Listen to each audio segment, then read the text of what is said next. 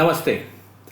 पिछले हफ्ते में एक छोटा सा करेक्शन हुआ और पिछले हफ्ते में भारतीय शेयर बाजार में रिकवरी के साथ साथ एक अच्छी खासी रैली भी देखने को मिली। तो क्या ये रैली अगले हफ्ते में भी कंटिन्यू रहेगी? कैसा रहेगा बाजार का मूड?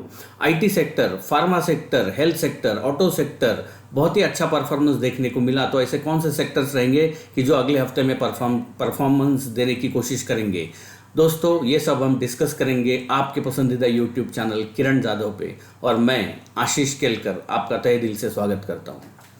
दोस्तों, अगले हफ्ते में जनवरी स्टार्ट हो रहा है, न्यू ईयर स्टार्ट हो रहा है, और अगर हम हिस्टोरिकली देखते हैं तो जनवरी महीने में जनरली एक नेगेटिव बायस देखने को मिलता है।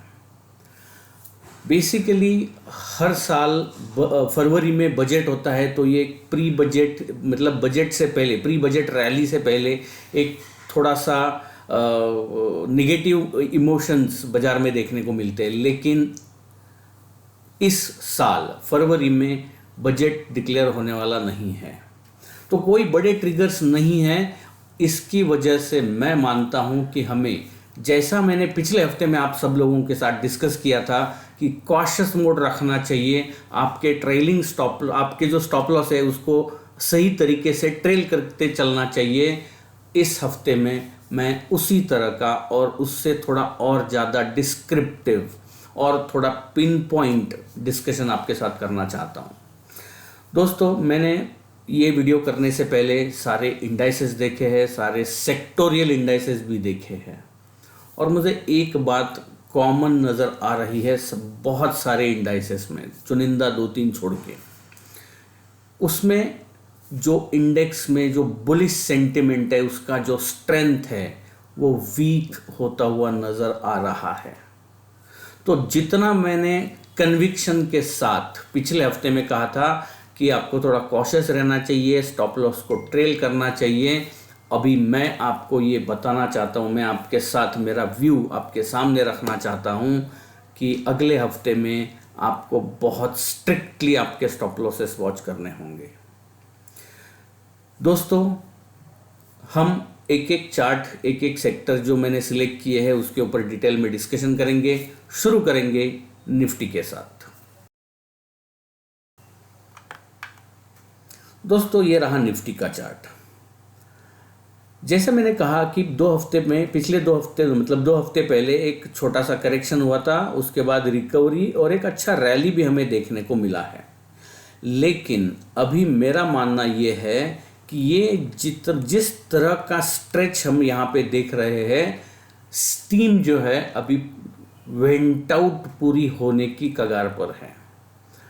जिस स्टीम के ऊपर, जिस स्ट्रॉन्ग अंडर करंट की वजह से बाजार में इतना अच्छा रैली आया था, वो अंडर करंट धीरे धीरे कम होता नज़र आ रहा है।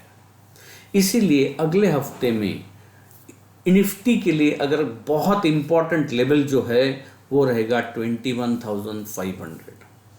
दोस्तों, 21,500 के नीचे अगर निफ्टी फिसलता है तो मैं मानता हूं कि थोड़ा करेक्टिव मोड में जाने की संभावना चार्ट के ऊपर मुझे दिखाई दे रही है। 21,000 के नीचे जाने के बाद, जैसे मैंने बहुत सारे वीकली वीडियो में आपको डिस्कस किया है आपके साथ, कि जब कोई ब्रेकआउट या ब्रेकडाउन होता है तो नीचे जाके वापस टेस्ट होता है और उसके बाद फाइनल डिसीजन होता है, कंफर्मेशन मिलता है डायरेक्शन का। लेकिन मेरा फिलहाल के लिए कन्विक्शन थोड़ा बेरिशनेस की तरफ झुकता हुआ नज़र आ रहा है।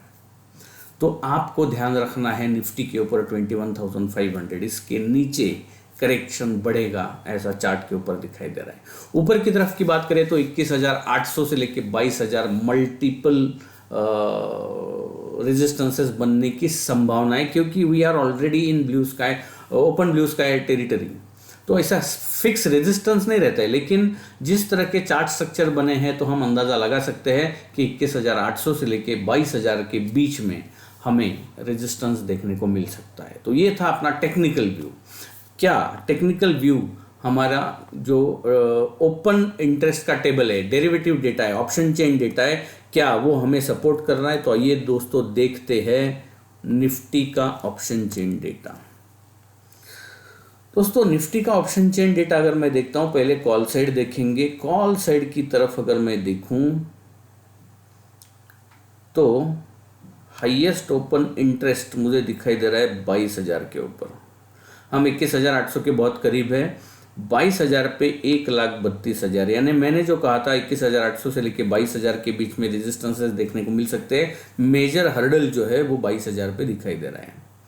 पुट साइड, अगर मैं पुट साइड की बात करता हूं दोस्तों, if I look at put side, 89,000, 71,000 और ये देखिए 1,24,000 पुट राइटिंग 21,500 पे है। अगर निफ्टी इसके नीचे फिसलता है तो मैं मानता हूँ हाईएस्ट ओपन इंटरेस्ट है दोस्तों, देखो, और बाकी सब मैं देखता हूँ तो 89,000 है, 71,000 है, 50,000 है, 57,000 है, लेकिन 1,24,000 ये बहुत ही बड़ा पड़ाव 21,500 पे दिखाई दे रहा है। तो अपना टेक्निकल व्यू और open interest table, OI table एक साथ जा रहे हैं, इसलिए मेरा कन्विक्शन बहुत ज़्यादा है 21,500 के ऊपर। उसके साथ साथ क्यों ना हम पुट कॉल रेशो का भी डेटा देख लेंगे। PCR दोस्तों, PCR जो है वो 1.118 है। जैसा मैंने कहा कि एक अच्छे खासे बुल मार्केट में हम 1.4 1.5 तक जा सकते हैं। हम पिछले 27 तारीख को 1.4 तक गए थे, 28 तारीख को 1.3 और 29 तारीख को 1.1, यानी ये न्यूट्रलाइज होने की कोशिश कर रहा है। अगर ये कोशिश नाकामयाब रही तो हमें इंट्राडे में भी ये पुट कॉल रेशो का PCR का डेटा देखना चाहिए और उस हिसाब से हमारी पोजीशंस की तरफ हमारा ध्यान होना बहुत बहुत ज़रूरी है। तो दोस्तों ओवरऑल निफ्टी में अहम लेवल, मेक और ब्रेक लेवल 21,500 है। इसके नीचे करेक्शन होगा, ऐसा मेरा पर्सनल ओपिनियन मैं आपके साथ शेयर करना चाहता हूँ। अभी बात करेंगे दोस्तों बैंक निफ्टी की।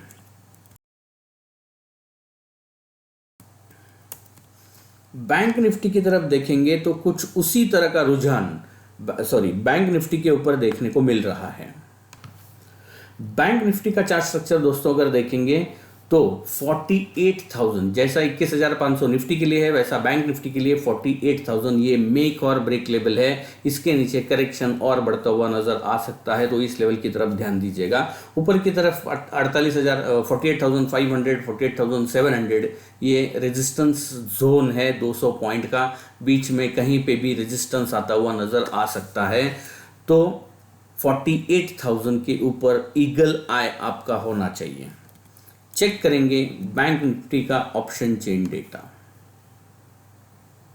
दोस्तों कॉल साइड अगर मैं पहले देखना चाहूँगा तो बैंक निफ्टी में अगर कॉल साइड देखता हूँ तो हाईएस्ट ओपन इंटरेस्ट मुझे 1,54,000, 48,500 ये कॉल साइड ऊपर की तरफ है 48,500, और मेरा जो मानना है वो है 48,500 से लेके 48,700 मल्टीपल रेजिस्टेंसेस होंगे। तो पहला पड़ाव डेफिनेटली 48,500 पे है। जरा पुट साइड की तरफ देखेंगे तो 48,000 पे 1,00,000 शेयर्स हैं। बाकी अगर हम देखेंगे तो 50,000, 57,000, 43,000, 32,000, 1,00,000 कॉन्सेंट्रेशन 48,000 के लेवल पे है पुट साइड में। इसके नीचे कैस्केडिंग इफेक्ट देखने को मिल सकता है, इसीलिए इस लेवल पे ध्यान देना जरूरी है। यानी यहाँ पे भी टेक्निकल व्यू और डेरिवेटिव डेटा एक साथ निकलते हुए नजर आ रहे हैं। फिन निफ्टी की अगर हम बात करेंगे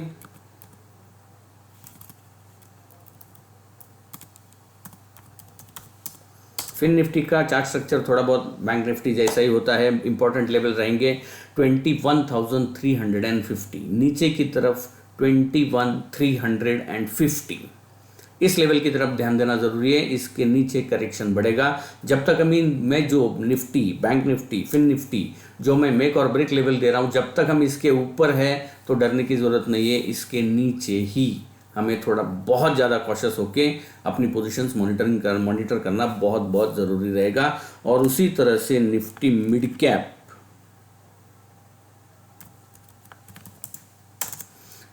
कैप रुकने का नाम ही नहीं ले रहा था, लेकिन फिर भी मैं मानता हूं अगले हफ्ते में ये आउट परफॉर्मेंस देता रहेगा। स्ट्रिक्ट सेलिंग स्टॉप लॉस के साथ हमें इस पर्टिकुलर इंडेक्स को देखना चाहिए। और फिन निफ्टी के लिए 45,300, जब तक हम 45,300 के ऊपर है ये रैली चालू रहेगा। 45,300 के नीचे ही करेक्टिव मोड में ये इंडेक्स आता हुआ नज़र आ सकता है। तो दोस्तों ये था मेरा व्यू ऑल मेजर 4 इंडाइसेस जो है Nifty, bank Nifty, fin Nifty और Nifty mid cap. So in 4 major indices पर ये था मेरा व्यू।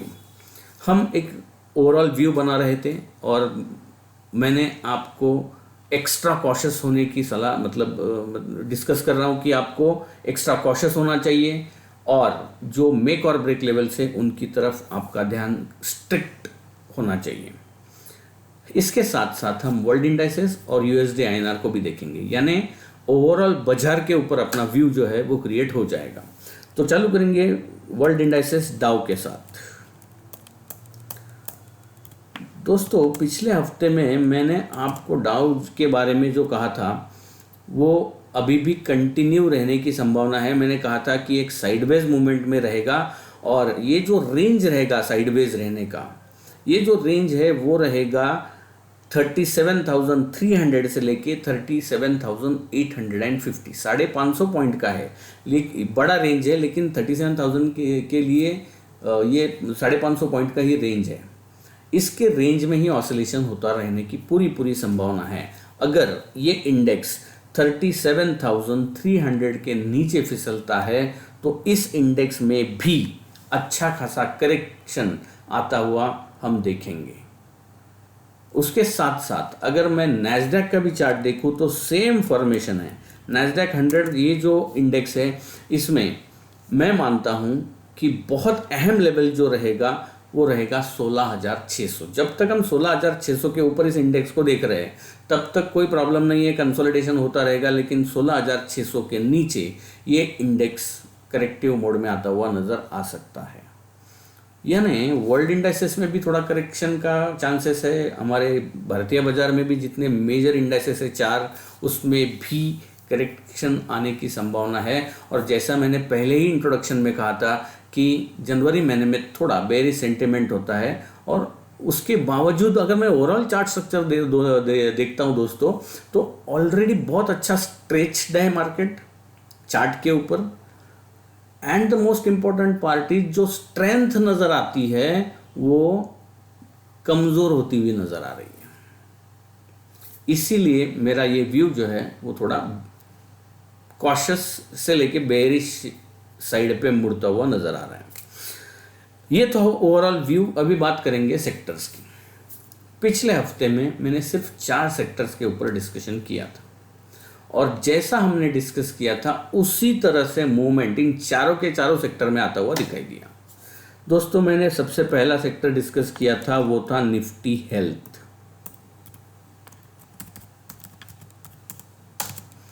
मैंने निफ्टी हेल्थ पिछले हफ्ते में आपको बोला था कि 10,500 के ऊपर अगर ये इंडेक्स निकलेगा तो एक अच्छा खासा रैली इस इंडेक्स में देखने को मिलेगा।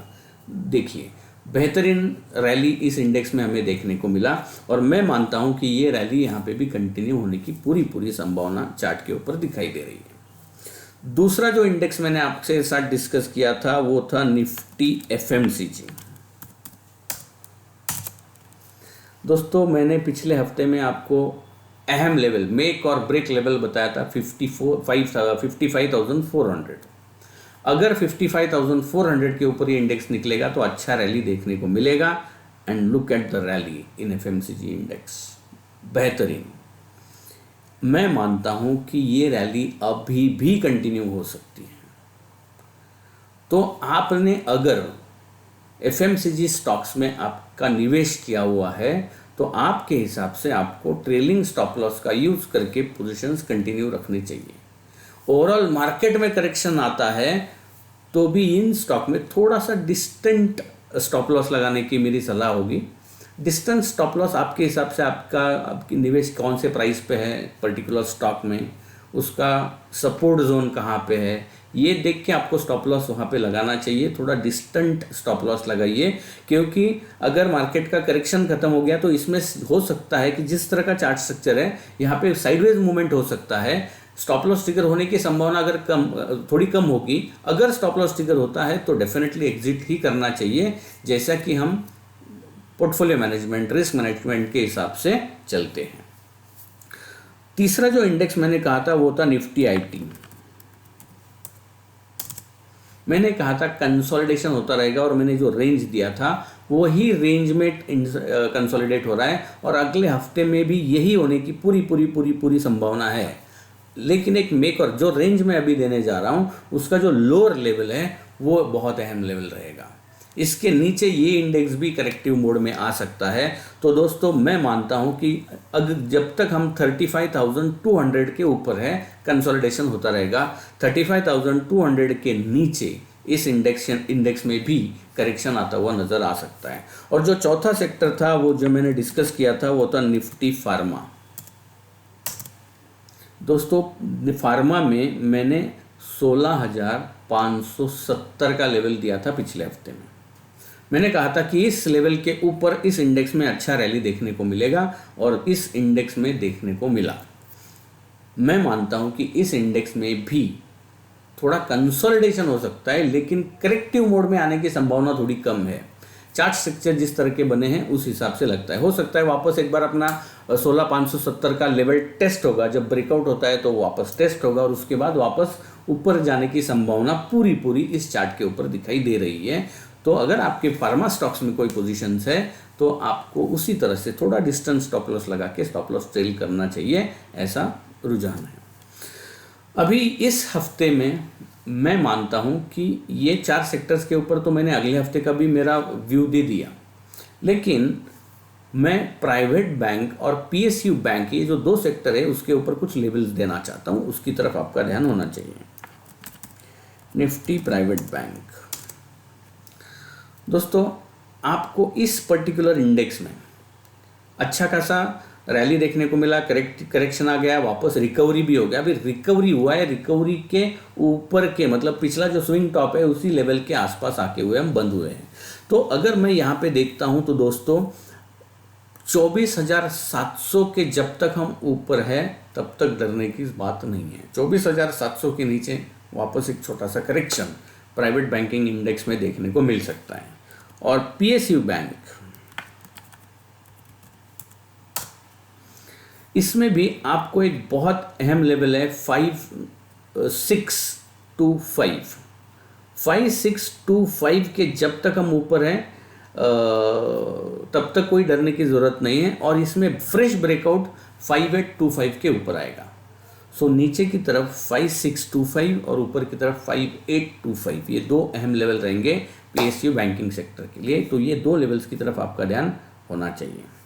उसके साथ साथ ऑटो सेक्टर जो है उसने अच्छा खासा आउट परफॉर्मेंस दिया। मैं मानता हूं कि ये कंटिन्यू होने की संभावना है जब तक हम 18,300 के ऊपर है। 18,300 मेक और ब्रेक अहम लेवल रहेगा इस इंडेक्स के लिए। जब तक हम इसके ऊपर है थोड़ा सा साइडवेज मूवमेंट, वापस ऊपर जाने की चेष्टा होगी इस पर्टिकुलर इंडेक्स में, लेकिन आउट परफॉर्मेंस बना रहने का पूरा चांसेस इस इंडेक्स पर देखने को मिल रहा है। और Nifty oil and gas and Nifty energy, ये जो 2 इंडेक्स है यहाँ पे थोड़ा सा प्रॉफिट बुकिंग देखने को मिल सकता है अगले हफ्ते में। अगर मैं निफ्टी ऑयल एंड गैस की तरफ देखता हूँ तो यहाँ पे थोड़ा करेक्शन के मोड पे आएंगे, बहुत नज़दीक है 9,420, 9,420, इसके नीचे इस इंडेक्स में अच्छा खासा प्रॉफिट बुकिंग एक करेक्टिव मोड आते हुए दिखाई देगा। तो थोड़ा ओवरऑल आपको मेरा व्यू बेरिश लगता होगा। इसके पीछे के जो कुछ भी रीजन है दोस्तों वो भी मैंने आपके साथ डिस्कस किया और जो इंपॉर्टेंट सेक्टर्स पिछले हफ्ते में मैंने जो बताए थे वो वाले, और उसके साथ साथ इस हफ्ते में थोड़ा कॉशियस मोड वाले oil and gas energy stocks रहेंगे, उसके बारे में भी आपके साथ डिस्कशन किया है। अभी दोस्तों बात करेंगे कमोडिटीज़ की। कमोडिटीज़ में गोल्ड, पिछले हफ्ते में मैंने आपको बताया था दोस्तों कि 63,000 के ऊपर रैली देखने को मिलेगा। तो 63,000 के ऊपर हमने देखा ये इंडेक्स करीब 800 पॉइंट का, ये कमोडिटी ने 800 पॉइंट का रैली दिया। अभी दोस्तों जो इंपॉर्टेंट लेवल मैंने बोला था 63,000, इसके ऊपर गया, वापस नीचे आके उसके आसपास टेस्ट भी होने की कोशिश हो गई है। अगर मैं लास्ट कैंडल का लो देखता हूं तो वो है 63,051, यानी जो इम्पोर्टेंट लेवल था ऊपर जाके वापस टेस्ट हो रहा है। अभी अगले हफ्ते में थोड़ा वोलाटाइल सेशन इस कमोडिटी में देखने को मिल सकता है, क्योंकि फाइनल डायरेक्शन तय करनी है। अगर ये 63,000 के नीचे वापस घूम गया तो फिर वो जो इम्पोर्टेंट लेवल था उसका मतलब कोई मायना नहीं रहेगा, और वापस एक बार कंसोलिडेशन जोन में या थोड़ा और करेक्टिव मोड में ये कमोडिटी आता हुआ नज़र आ सकता है। उसके बाद सिल्वर की बात करूं, सिल्वर में भी कुछ इसी तरह, हाँ सिल्वर में मैंने बोला था 76,000 मेक और ब्रेक लेवल, उसके ऊपर रैली आएगा, वो 76,000 को क्रॉस नहीं कर पाया। अगले हफ्ते के लिए 76,000 इंपॉर्टेंट लेवल है, हम बहुत दूर है, 74,400 के आसपास है। 76,000 ऊपर की तरफ अहम लेवल है, इसके ऊपर ही फ्रेश ब्रेकआउट देखने को मिल सकता है। अगर ये कमोडिटी नीचे की तरफ अगर मैं देखता हूँ तो 73,500 थोड़ा दूर है, यहाँ से करीब करीब 1000 पॉइंट का नीचे की तरफ का लेवल मैं दे रहा हूँ, लेकिन वो अहम लेवल है। चार्ट स्ट्रक्चर जिस तरह से 73,500 अहम लेवल रहेगा।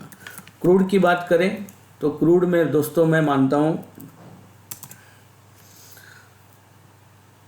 5925, जब तक हम 5925 के ऊपर है यहाँ पे थोड़ा कंसोलिडेशन होता रहेगा।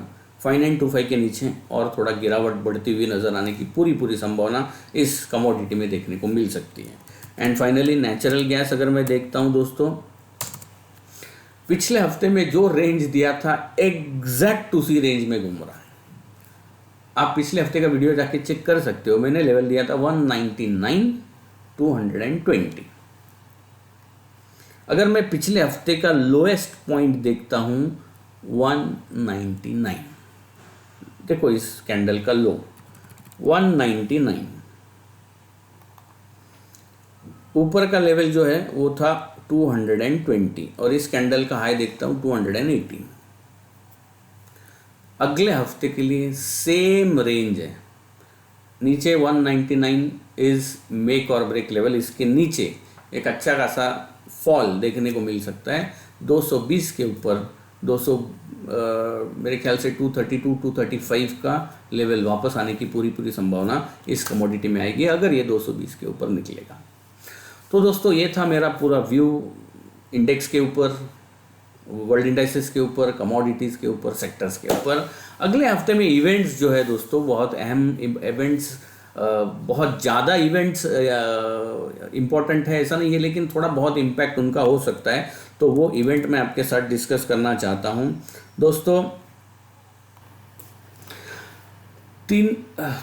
तीन चार इवेंट्स है अगले हफ्ते में। 2 जनवरी को चाइना का PMI मैन्युफैक्चरिंग डेटा आएगा। 3 जनवरी को USA का PMI मैन्युफैक्चरिंग डेटा और उसके साथ साथ जॉब ओपनिंग डेटा भी US का आएगा। और 4 जनवरी को US का FOMC माइन्यूट्स डिक्लेयर होने वाले हैं। अभी ये FOMC क्या होता है दोस्तों, तो it is federal open market committee, FOMC federal open market committee. अभी ये कमेटी क्या करती है, बेसिकली US का जो फेडरल रिजर्व सिस्टम है वो जो मॉनेटरी पॉलिसी बनाती है उनको थोड़ा डायरेक्शन, उनको डेटा देने की जो एक ऑर्गेनाइजेशन है that is FOMC, so which determines the direction of monetary policy. तो वो FOMC के जो माइन्यूट्स है वो डिक्लेयर होने वाले हैं। तो ये 4 इंपॉर्टेंट इवेंट्स अगले हफ्ते में देखने को मिल सकते हैं। थोड़ा बहुत इम्पैक्ट होगा, लेकिन अगर बेरिश साइड में होगा तो जैसा हमारा व्यू है उसी दिशा में बाजार में पर्टिकुलर डायरेक्शन देखने को मिल सकता है। तो दोस्तों बहुत सारी चीज़ें मैंने आपके साथ डिस्कस की है, आपको कुछ नया सिखाने की भी कोशिश की है, तो आपको इस वीडियो को ध्यान से अंत तक देखना चाहिए, क्योंकि पढ़ना बहुत इम्पोर्टेंट होता है। और इसीलिए हमारी कंपनी का नाम जो टैगलाइन है वो है पढ़कर, समझकर, निवेश कर। इस हफ्ते के लिए इतना ही दोस्तों। आप लोगों का प्यार इसी तरह से हमारे साथ बरकरार रहे, यही गुजारिश आपसे रहेगी। कुछ आपको हमारे वीकली वीडियो में कुछ एडिशंस चाहिए, कुछ आपके अगर सजेशंस हो तो डेफिनेटली मोस्ट वेलकम रहेंगे वो सजेशंस।